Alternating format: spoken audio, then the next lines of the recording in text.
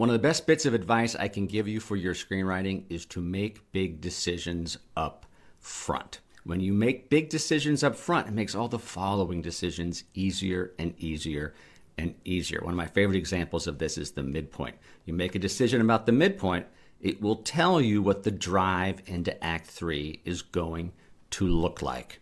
My name is Tom Vaughn. I have been writing screenplays professionally for about 28 years now, and I have been teaching this subject for almost as long. And I want you to see your story as a whole. It is a singular whole piece.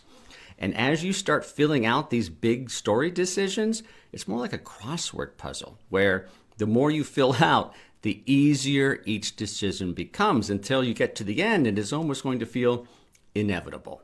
So, for example, the midpoint. The midpoint is, you really want that to feel like a victory or a defeat for the protagonist. They are either getting what they want and it's fantastic, or they're just getting their ass kicked. And that's what that does, is it tells you what the drive to Act 3 is going to look like, because it will be a reaction to that. So if the protagonist, the midpoint is a victory, it's going to be the antagonist who's gaining strength, driving into Act 3.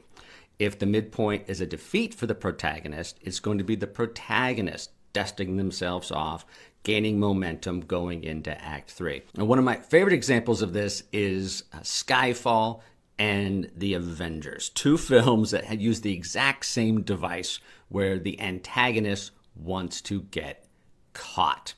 But because they get caught at different spaces within that structure, they have different midpoints and they have different Act 3s. So for example, the Avengers, Loki gets caught at the end of sequence 3, and at the midpoint, the heliocarrier is attacked. And the midpoint of the Avengers is a defeat for the protagonist. And because that's a defeat, they're all spread out, they're all demoralized. Going into Act 3, are the protagonists, the Avengers, all dusting themselves off, realizing what they really want to do, and they're the ones gaining momentum going into New York City to defend it. Whereas in Skyfall, the antagonist is captured at the midpoint. That's a victory for Bond. Because that's a victory, it's actually the antagonist who is gaining strength, gaining momentum going into Act 3, and Bond ends up on the defensive because of it. And just that choice of where the antagonist is captured, what the midpoint looks like, tells us what the drive into Act 3 is going to be. And this isn't a rule. This isn't a thing that's written down somewhere. It's just a natural flow of story. We don't want to see someone succeed, succeed, succeed, succeed, succeed, nor do we want to see fail, fail, fail, fail. We want that series of victory, defeat, victory, defeat. That is the natural flow of narrative momentum and emotional resonance. That's all it is. So make these big decisions up front. Even just the midpoint. You're not making a decision about the midpoint.